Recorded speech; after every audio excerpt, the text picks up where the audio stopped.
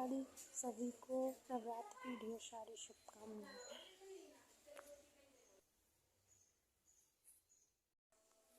वाह, ये प्यारा सा बच्चा कौन है? मेरा कान्हा है। ओह,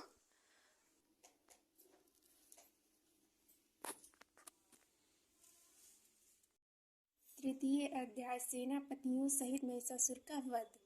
जगदम्बा के श्री अंगों की कांति उदय काल के सहस्त्र सूर्यों के समान है। वे लाल रंग की रेशमी साड़ी पहने हुए हैं। उनके गले में मुंडमाला शोभा पा रही है।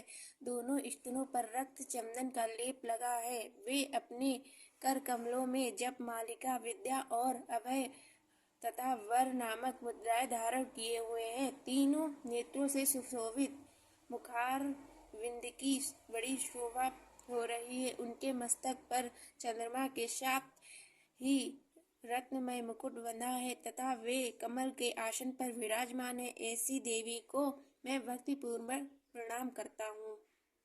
ऋषि कहते हैं, दैत्य की सेना को इस प्रकार तहस नहस होते देख महादैत्य सेनापति चिछुर क्रोध में भरकर अंबिका देवी से युद्ध करने के लिए आगे बढ़ा। वह असुर रणभूमि में देवी के ऊपर इस प्रकार बाणों की वर्षा करने लगा जैसे बादल मेरु गिरी के शिखर पर पानी की धार बरसा रहा हो। तब देवी ने अपने बाण से उसके बाण समूहों को अनायास ही काटकर उनके घोड़ों और रथियों सारथियों को भी मार डाला। साथ ही उनके धनुष तथा अत्यंत ऊंची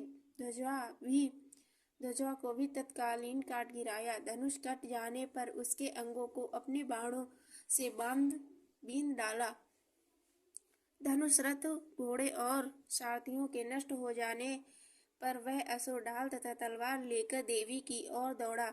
उसने तीखी धार वाली तलवार से सिंह के मस्तक पर चोट करके देवी की भी वायु भुजा में बड़े वेग से प्रहार किया। राजन, देवी की वहां पर पहुंचते ही वह तलवार टूट गई। फिर तो क्रोध में लाल आंखें करके उस राक्षस ने शूल हाथ में लिया और उस महादैत्य ने भगवती भद्रकाली के ऊपर चलाया। वह शूल आकाश से गिरते हुए सूर्यमंडल की भांति अपने तेज से प्रज्वलित हो उठा।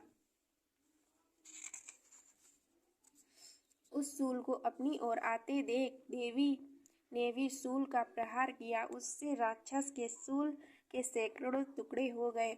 साथ ही महादैत्य चिछुर की भी धज्जियां उड़ गई। वह प्राणों से हाथ धो बैठा। महिषासुर के सेनापति उस महापराक्रमी चिछुर के मारे जाने पर देवताओं को पीड़ा देने वाला चामर हाथी पर चढ़ कर आया। उसने भी देवी के ऊपर शक्ति का प्रहार किया, किंतु जगदम्बा ने उसे अपने हुंकार से ही आहत एवं निष्प्रभ करके तत्कालीन पृथ्वी पर गिरा दिया। शक्ति टूट कर गिरी हुई देख चामर को बड़ा क्रोध हुआ और उसने शूल चलाया, किंतु देवी ने उसे भी अपने बाणों द्वारा काट डाला।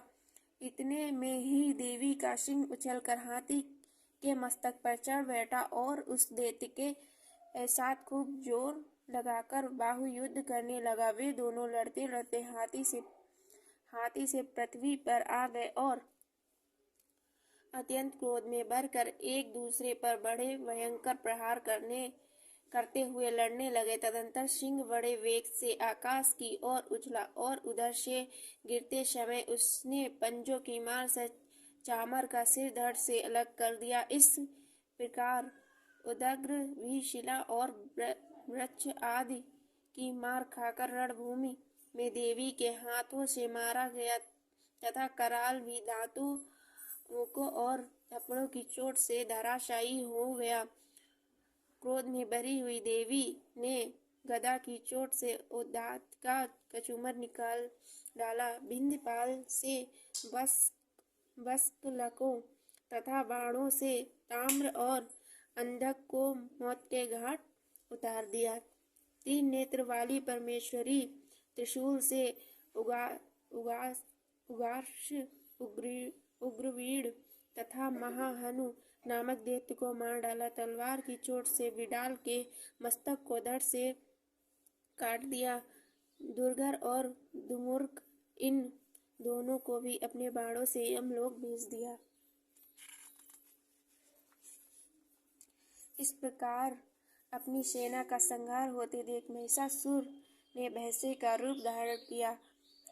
भैंसे का रूप धारण करके देवी के गणों को त्रास देना आरंभ किया, किंतु किन्हीं को थूथुन से मारकर, किन्हीं के ऊपर खुरों का प्रहार करके, किन्हीं को अपनी पूंछ से चोट पहुंचाकर, कुछ को सींगों से विदीर्ण करके, कुछ गणों को बेग से, किन्हीं को सिंहानास से, कुछ को चक्कर देकर और कितनों को निश्वास वायु के झोंकों से धराशायी कर दिया। इस प्रकार गणों की सेना को गिराकर वह असुर महादेवी के सिंह को मारने के लिए झपटा।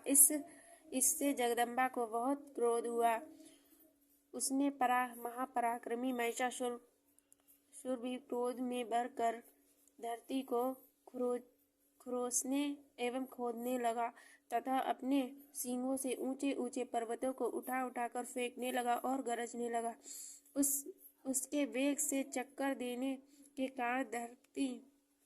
कारण पृथ्वी क्षुब्ध होकर फटने लगी। उसकी पूंछ से की टंकार समुद्र और सब ओर से धरती को डुबोने लगा। हिलाते हुए सींगों के आघात से विदीर्ण होकर बादलों के टुकड़े टुकड़े हो गए। उसके श्वास की प्रचंड वायु के वेग से उड़े हुए सैकड़ों पर्वत आकाश से गिरने लगे। इस प्रकार क्रोध में भरे हुए उस महादैत्य को अपनी ओर आते देख चंडिका ने उसका वध करने के लिए महान क्रोध किया। उन्होंने पास फेंक कर उस महान असुर को बांध लिया और उस महासंग्राम में बंध जाने पर उसने भैंसे का रूप त्याग दिया और तत्कालीन सिंह के रूप में वह प्रकट हो गया। उस अवस्था में जगदम्बा ज्यों ही उसका मस्तक काटने के लिए उद्यत हुई, त्यों ही वह खड्गधारी पुरुष के रूप में दिखाई देने लगा। तब देवी ने तुरंत ही बाणों की वर्षा करके ढाल और तलवार के साथ उस पुरुष को बींध डाला। इतने में ही वह महान गजराज के रूप में परिणित हो गया तथा अपनी सूंड से देवी के विशाल सिंह को खींचने और गरजने लगा। खींचते समय देवी ने तलवार से उसकी सूंड काट डाली तथा उस महादैत्य ने पुनः भैंसे का शरीर धारण कर लिया और पहले की ही भांति चराचर प्राणियों सहित तीनों लोकों को व्याकुल करने लगा तथा क्रोध में भरी हुई जगत माता चंडिका बारंबार उत्तम मधु का पान करने और लाल आंखें करके हंसने लगी। उधर वह बल और पराक्रम के मद से उन्मत्त हुआ राक्षस गरजने लगा और उसने सींगों से चंडिका के ऊपर पर्वत फेंकने लगा। उस समय देवी अपने बाण के समूहों से उसके फेंके हुए पर्वतों को चूर्ण करती हुई बोलती समय उनका मुख मधु के मद से लाल हो रहा था और बाणी लड़खड़ा रही थी। देवी ने कहा, ओ मूढ़, मैं जब तक मधु पीती हूँ तब तक तू क्षण भर के लिए खूब गरज ले।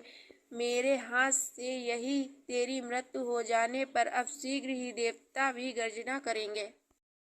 ऋषि कहते हैं, यो कहकर देवी उछली और उस महादैत्य के ऊपर चढ़ गई। फिर अपने पैरों से उसे दबाकर उन्होंने शूल से उसके कंठ में आघात किया। उनके पैरों से दबा होने पर महिषासुर अपने मुख से अभी आधे शरीर से ही बाहर निकलने पाया था कि देवी ने अपने प्रभाव से उसे रोक दिया। आधा निकला होने पर भी वह महादैत्य देवी से युद्ध करने लगा। तब देवी बहुत बड़ी तलवार से उसका मस्तक काट गिराया। फिर तो हाहाकार करती हुई दैत्यों की सारी सेना भाग गई तथा संपूर्ण देवता अत्यंत प्रसन्न हो गए। देवताओं ने दिव्य महर्षियों के साथ दुर्गा देवी का स्वागत किया। गंधर्व राज